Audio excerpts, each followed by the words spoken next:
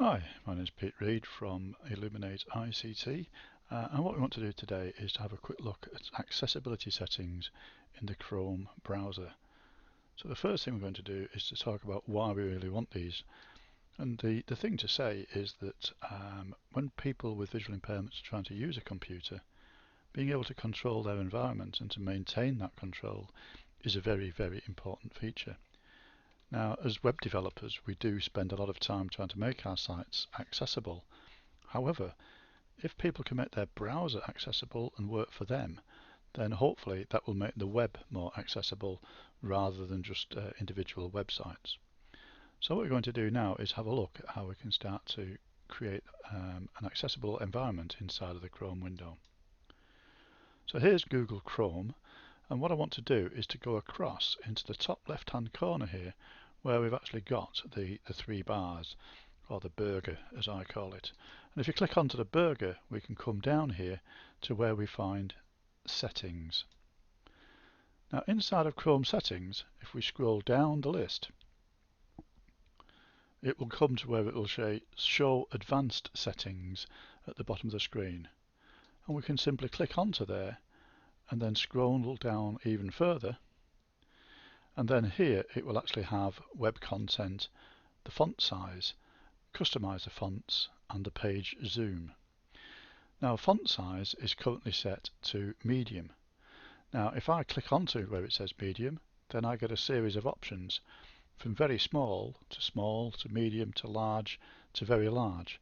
So I can choose any of those settings and it will actually make that setting applicable to all the websites that we actually go and visit. So again, we can actually adjust the size of the font to make it easier for people to read what's actually on the screen. Underneath that, we've got the default page zoom size. Now mine is currently set to 100%. If I click onto there, then I could actually change that and say I want it set to 110% as the default zoom. So again, it has the impact of making the page bigger. Now the way that zoom works is that if I use Control and the plus key, so it's holding the Control key down and then pressing the plus key, it will zoom the screen. Control and the minus key will zoom out and make the text smaller on the screen. And Control 0 will always put it back to our preset zoom. So this is where we set the default for the zoom. I'm going to turn mine back to 100%. Now customized fonts allow us to actually choose what fonts we actually want. So we can have a default font for a standard, a default serif font, and a default sans serif font.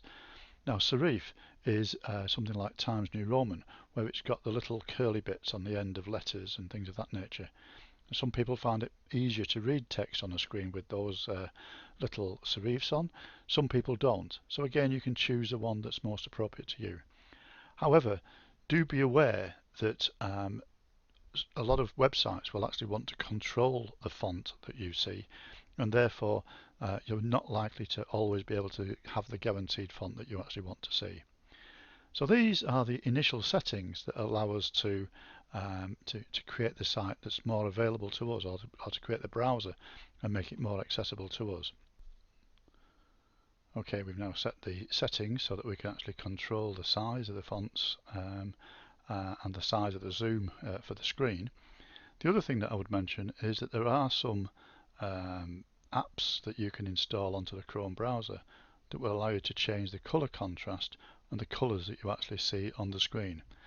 Now it's worth just going to Google and typing it in so that you can actually see the ones that would actually make a difference for yourselves, rather than me particularly recommending a particular one, because my color requirements are different to everybody else's, because I don't have any particular size issues.